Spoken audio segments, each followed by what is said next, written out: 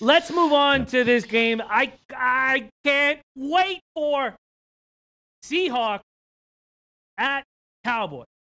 Oh, God. Seahawks 10-6, 4-4 on the road. At the Cowboys, 10-6, 7-1 at home. Open Cowboys -2.5. Still a couple 2.5s, but mostly 2s. And you can find a -1.5. Total opened at 42.5. Now mostly 43s. A couple books hanging 43.5. Dallas can be out quarterback and out coach in this match. Garrett will not outcoach Pete Carroll. I do not like Pete Carroll, but what they've done in Seattle has been extremely impressive this season. Wilson will outplay Dak. Carroll, all he's going to do is game plan to stop Zeke. And then what is Dallas going to do? I don't think they can do enough. Carroll's going to make Dak beat them. I don't think he can do that. Now, we're talking about Marinelli's defense being spectacular. Jalen Smith, Leighton Vander Esch, probably the best linebacking duo in the NFL. They will contain Wilson. But what does that mean? As Donnie's talked throughout the year, he still gets loose. Wilson still will get loose for that 50-yard scramble. He'll be contained all game long, but he'll still get loose. I tell you what I like very, very much, and that is the under in this game. And I also have a big lean to the Seahawks money line. I would say a bigger lean than I have to the Colts money line. I really like the Seahawks money line. I really like the under 43.5. If you can get it there, that's where I am sitting right now on this game, and I'm so excited to hear your breakdown. Again, Donnie, why don't we start with you? Donnie right side, Seahawks at Cowboys. Yeah, early thoughts on this game from me. I'll actually be a little bit opposite there, Jimmy, leaning Dallas because, again, we're looking in Dallas's wheelhouse right now. Dallas has been a sensational home football team all throughout this year. They had that one hiccup versus Tennessee, but outside of that, I mean, beating some decent opponents and beating some opponents bad before Jacksonville turned into Jacksonville at the end of the season. I mean, they laid a beat down on them, and then the immovable object, those New Orleans Saints, who looked like they were just going to run the table and blast everybody out, came up with one of their best defensive performances of the year. I also think styles make fights in this one because if you're looking matchup for matchup, I think Dallas matches up really well against the Seattle offense. It's not really an air raid offense, but when you take a look at it, I mean, Russell Wilson's numbers that when you see him sometimes, hey, he threw for 115 yards or ran around. He's thrown for over 30 touchdowns this year, so it's been a pretty good year for Russell Wilson. We always say is worth his weight in gold, and if Seattle didn't have Russell Wilson, would they just be the Arizona Cardinals at this point? I mean, he is that good. But looking down to the schematics and what I like here, is Dallas is rested. And I loved what they did last week. They said, you know what? We still want to be competitive, but let's be competitive smart. Let's not run Zach Martin out there. Let's not run Tyron Smith out there. Let's not run Zeke out there and see what we can do. The fact that they just put that game on Dak and said, you know what? Just go out there and see if you can win this game on the road in a meaningless game for our side. And he comes up with a great fourth quarter drive to put that football game away. I think that goes an extra distance because when you're looking at Seattle, they also played their starters most of the game. Didn't get any rest, pulled out a victory against the Arizona Cardinals, which is nice. But now you're going to go on the road, and I think the key components are rested here, which saying they're going to give Zeke the ball 30-plus touches in this game and say deal with it and see if you can stop it. If this game was in Seattle, obviously I would be leaning more towards Seattle. They already picked up a win in Seattle early in the season. But I always take a little bit down when Seattle goes on the road. I know it's a dome. I know it's on turf, so it's similar to the environment. But when they don't have that get-off on the defensive line, which that crowd noise in Seattle, nobody can hear anything. Now you're going to go with an elite offensive line with the Dallas Cowboys that are going to be able to hear the snap count, and Frank Clark's not going to get that jump off the line. I think they're going to put this game on Zeke and Dak Prescott, as long as they don't turn it over early in this prognostication. I'm going to go with the Dallas Cowboys here. Oof, very, very interesting. Whale Capper, can't wait to hear your breakdown. What are you thinking here? Seahawks at Cowboys. So I'm with Donnie on the Cowboys, and I'm with you on the under. Overall, I think both of these teams are frauds, and whoever wins this game goes to New Orleans and just gets waxed. I would say the matchup that does portend the best for I think this is going to be a pretty sloppy game. I don't think we're going to see particularly smooth offenses.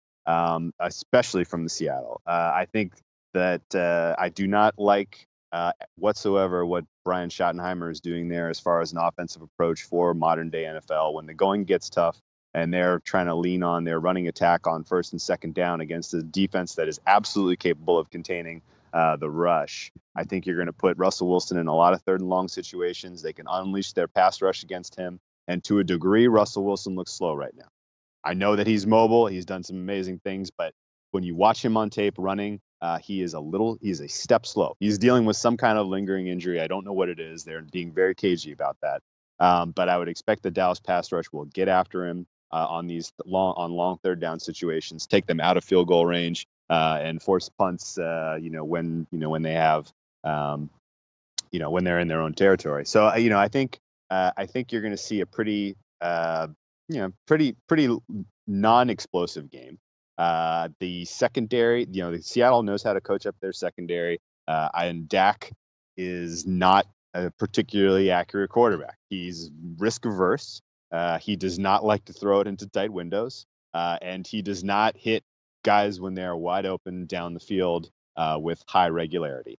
And so, overall, I think the under is the best look here. But with the offensive line fully healthy for the Cowboys, Zach Martin back, he's a huge component to their offensive success. Tyron Smith might be one of, if not the best offensive tackle in football. These guys back and fully healthy, I think, will be the difference in terms of getting just enough out of the Cowboys offense to get a win here. I backed the Cowboys on the money line a little bit when it was down at 116. I know it's kind of still in that ballpark. I think they're probably a better play on the money line than on the spread, because I could see this being, kind of this is going to be a one-score game as far as I handicap it. But I think it's coming in under the total. And it wouldn't surprise me if this looks an awful lot like Saints at Cowboys. The public perception of both of these teams is it's got to be way skewed. Like we've seen the Cowboys in primetime at home play great in so many games lately. Every Seattle game where they've looked great has been at home, against Green Bay on Thursday night, against Minnesota on Monday night, against the Chiefs on Sunday night. Now they go on the road. I don't think you're going to see any semblance of the same sort of quality of performance from the team level that you saw in those primetime spots with Seattle. People might come out of this game and be like, "Oh, I thought Seattle was a lot better than that." Like that wouldn't surprise me at all. Similar story could be said of the Cowboys. I'm hopeful for Cowboys to really look really good in this one and get like a nice, 24-3 type of win, so that we get a nice deflated line next week to back the Saints, because I think they are dead team walking heading to the Big Easy next week. Wow, very interesting breakdown, and it does instill a lot of fear in what I want to do this weekend. A lot of people backing the Dallas Cowboys here in the chat. My man Seth Hagen liking his T-Birds. And then we also have Dom Ricci, who thinks that Dallas might have used a little bit of too much energy in that win over the Giants last week.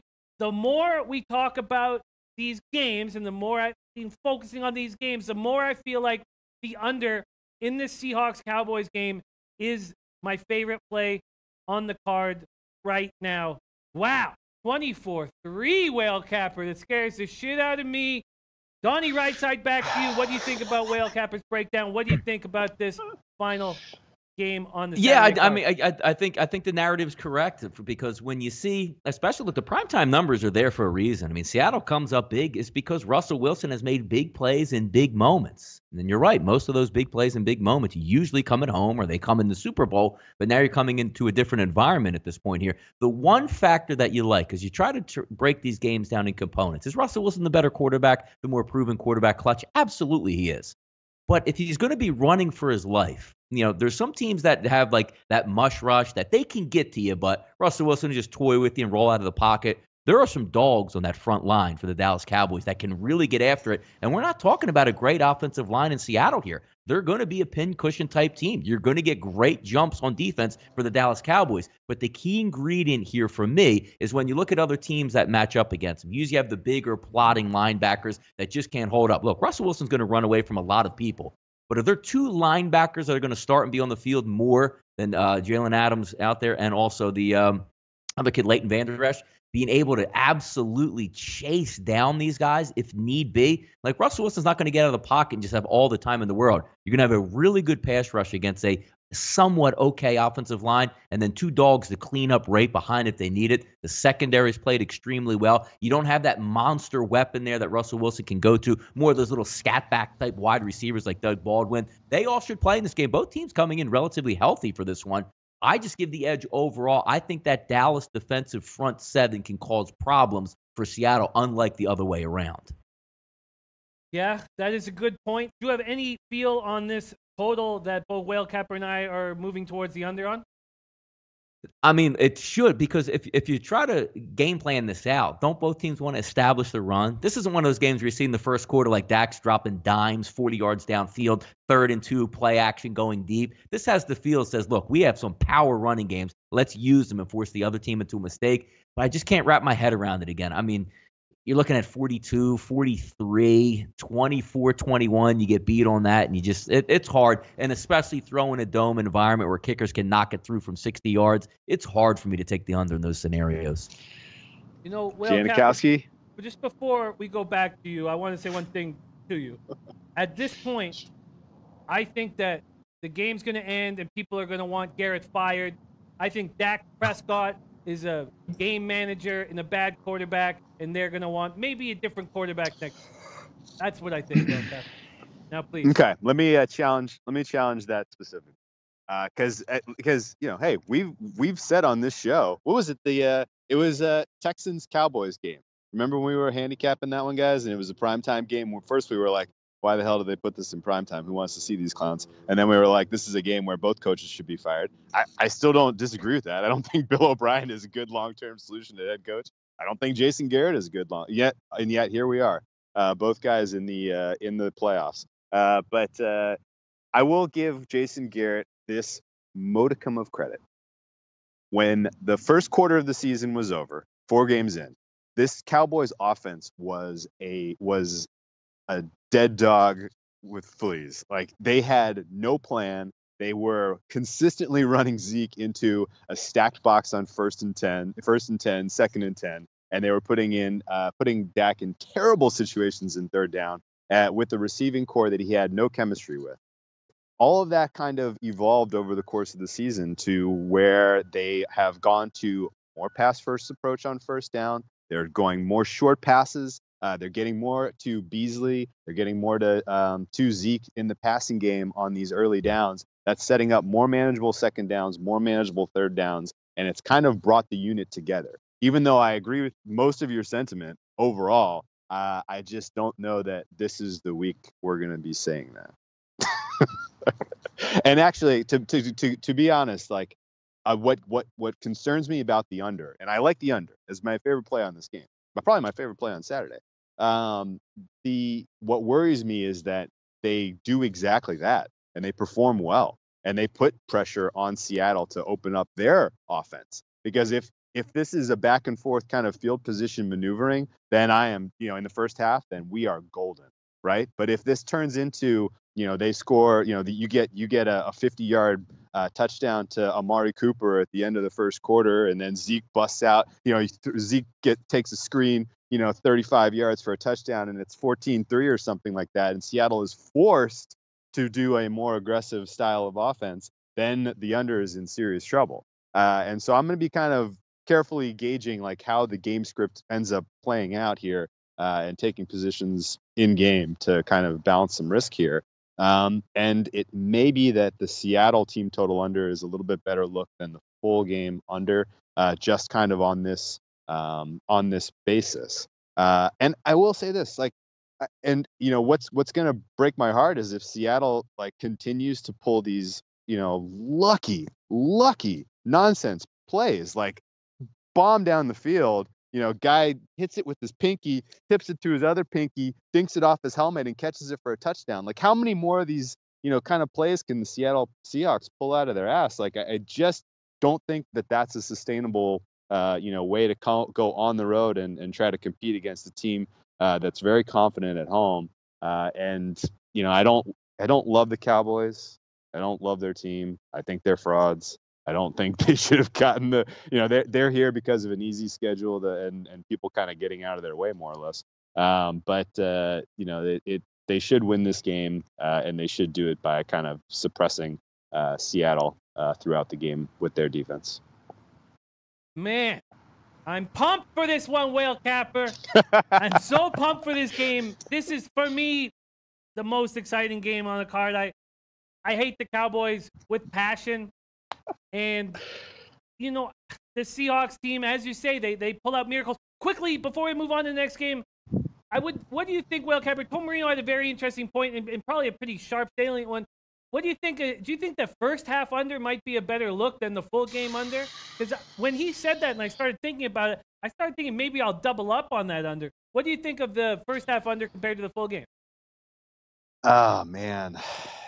I don't know that there's a better edge. I mean, the number doesn't present itself to be a better edge, in my opinion. I don't love a first half under when you have to go, what is it, 21 and a half? Like, it's just low enough that you cannot sustain a bad luck play like a pick six or a broken screen pass. Like, it's just low enough. But at the same time, you make a good point, Donnie, about it's indoors, blah, blah, blah. Neither of these kickers is very good. There's going to be missed field goals in this game. There's going to be points left on the field. I don't think either coach is going to be particularly aggressive with fourth down play calling, especially in the first half. So there is some merit there. But the full game under is a better number. And there's too many. I hate shortening the game. And you put yourself in a little tighter spot on some of the derivatives than you do with the full game totals and sets. I like that. It's very, very interesting breakdown. I know we got to move on, but Donnie, could you touch on that first half under compared to full game under, just for 30, if possible, for just a short amount of time? Yeah, I mean, if you're leaning, if you like the under, you certainly should like the under, in the first half. But he is right. There's, when it's that low, it's one broken play, and we've seen Dak Prescott fumble the ball in the pocket. Absolutely, we've seen it. And one play like that on your own 15-yard line sets that into motion. But I would be hard pressed, because if we're looking at this game, you want to establish your physicality for the Dallas Cowboys. Like, you want the first drive for the Cowboys to be, if I'm Jason Garrett, whether or not we score, 3 or 4 first downs where we took it to you, where it was like 3rd and 1 twice, and you knew we were running, and we ran anyway and got the first down and got 2 or 3 yards. It doesn't seem to be like it just doesn't seem like a breakout game. If this turns into a shoot, I would be more surprised if this game ends up, 31-30 than it would be like a 14-13 final, because the styles make fights here. It's a playoff game. You have 2 hammers. You're not just going to open it up and say, let's just see what happens out here. That's just the way I see the football game being played out. You guys just did a tremendous job breaking down that football game. God, are we going to have a fun weekend? Hey guys, thanks for tuning in to our channel. Now, we've put a lot of work into producing all these free videos, so please help us out and keep all our content free for you forever by simply liking, sharing, commenting, and subscribing.